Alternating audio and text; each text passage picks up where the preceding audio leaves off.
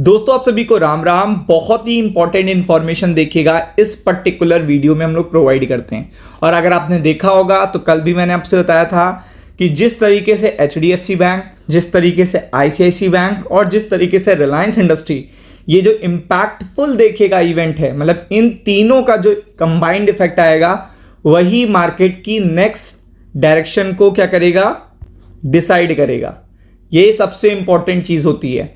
तो अगर आप देखेंगे तो यहाँ पे ये चीज़ आपको देखने को मिली कि यहाँ पे ICICI बैंक के रिजल्ट अच्छे आए थे, HDFC बैंक के भी रिजल्ट अच्छे आए थे। रिलायंस ने थोड़ा साथ नहीं दिया, बट कंबाइंड इफेक्ट कितना था, 20% वेटेज का था, तो आपने उसका इफेक्ट देखा।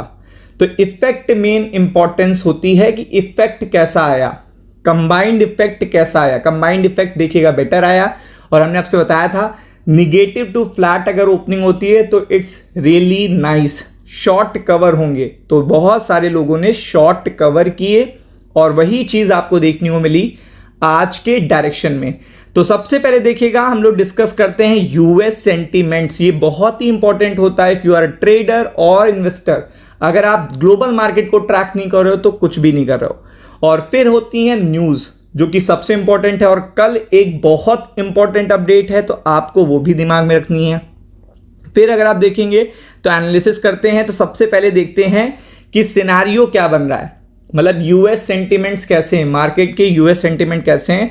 तो मैं आपसे अगर देख रहा हूं कंटिन्यू, अगर आप देख रहे होगे पिछले 7-8 ट्रेडिंग सेशन से, तो यूएस सेंटिमेंट में कुछ ऐसा नहीं है कि मतलब एक होता नहीं है एक बहुत ही ज़्यादा हरियाली वाला मोमेंटम देखने को मिल रहा हो। एक तरीके की मतलब आप कह सकते हो अगर डाउ फ्यूचर्स 178 पॉइंट्स हैं तो it's okay type flat market है, ये आप कह सकते हो। लास्ट फ्राइडे को भी आपने देखा था इतना ही ये डाउन थे और आज इतना ही ये अप हैं। टेक की बात करेंगे तो आज सबसे इंपॉर्टेंट क्या होगा, टेस्ला के रिजल्ट, गूगल के रिजल्ट। अब आपको पता है कि ये सब देखेगा टेक से रिलेटेड, ये जितनी भी देखेगा टेकीज पर्टिकुलर देखेगा कंपनीज हैं जो ग्लोबल लेवल पर और इंटरनेशनल लेवल पे देखेगा अपना परचम पहले से फैलाई हुई हैं।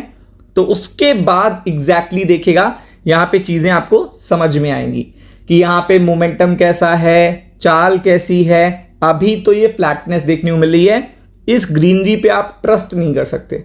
मतलब ये जो ग्रीन जोन आपको देखने को मिल रही है इस पे आप ट्रस्ट नहीं कर सकते, क्योंकि अगर ये केवल देखेगा डाउ फ्यूचर्स में होता तो आप मान लेते। लेकिन यहाँ पे आप देखेंगे एशियन मार्केट में भी बहुत बड़े सेंटिमेंट्स नहीं है, सब देखिएगा फ्लैट हैं, ग्रीन है, फ्लैट पॉजिटिव है, मार्केट फ्लैट टू पॉजिटिव है। मतलब कोई ऐसा नहीं है कि बहुत अच्छी खुशखबरी आ गई, जैसे इंडियन स्टॉक मार्केट ने रिजल्ट पर रिएक्ट करा।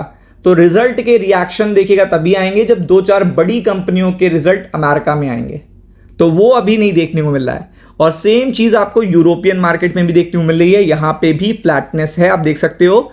और अभी आपको पता है कि प्राइम मिनिस्टर जी यूके जा रहे हैं परसों, और आपको पता है कि फिर उसके बाद क्या मोमेंटम बनता है वो एक अलग चीज़ होगी। तो ये सबसे इंपॉर्टेंट चीज़ है। फिर अगर आप देखेंगे तो ये सबसे बड़ी बात है, अब यहाँ से ही इंफॉर्मेशन आनी है। और आप देखो कि यहाँ पे बॉन्ड मार्केट जो है, चाहे वो 10 ईयर का हो, 30 ईयर का हो, 2 ईयर का हो, बॉन्ड मार्केट काफ़ी तेज़ी से देखिएगा डाउन हुआ है। तो ये जो बॉन्ड मार्केट डाउन हुआ है ये थोड़ा ऊपर के लेवल पर मार्केट के लिए अच्छे सिग्नल नहीं है। बहुत ज़्यादा डाउन देखिए, बॉन्ड मार्केट का बहुत ज़्यादा डाउन होना ये अच्छी बात नहीं होती है। और अगर आप यूरो जोन में देखेंगे तो वहाँ पे तो काफ़ी ज़्यादा देखिएगा 2.9%, 3%, और देखिएगा 2.8%, 2.7%, इस तरीके से बॉन्ड मार्केट डाउन है। तो ये जो बॉन्ड मार्केट आवश्यकता से अधिक डाउन है, इसके पीछे देखिएगा रीज़न है, क्योंकि आपको पता है ऊपर के लेवल पे कोई ना कोई न्यूज़ आने वाली है। तो 2 न्यूज़ आने वाली हैं। एक तो कल आएगी फेड की स्पीच, जो यूएस के लिए इंपॉर्टेंट है, यूएस के बॉन्ड मार्केट के लिए इंपॉर्टेंट है और यूएस के स्टॉक मार्केट के लिए इंपॉर्टेंट है। दूसरा ECB का रेट डिसीजन, ये पूरे 20 नेशन जो हैं यूरो एरिया में उनके लिए इंपॉर्टेंट है। तो ये क्या बोलेंगे दोनों, ये सब कुछ डिसाइड करेगा, जिसमें फेड की देखिएगा ज़्यादा बड़ा रोल है, क्योंकि फेड जो भी बोलेंगे उसका इम्पैक्ट पड़ेगा कहां पे, यूएस मार्केट पे। फिर अगर आप देखेंगे तो यहां पे उससे पहले आपको पता होगा बेसेंट का नाम आया था, अब उन्होंने देखिएगा रिव्यू कहा है, इंटायर फेड रिजर्व का रिव्यू किया जाए।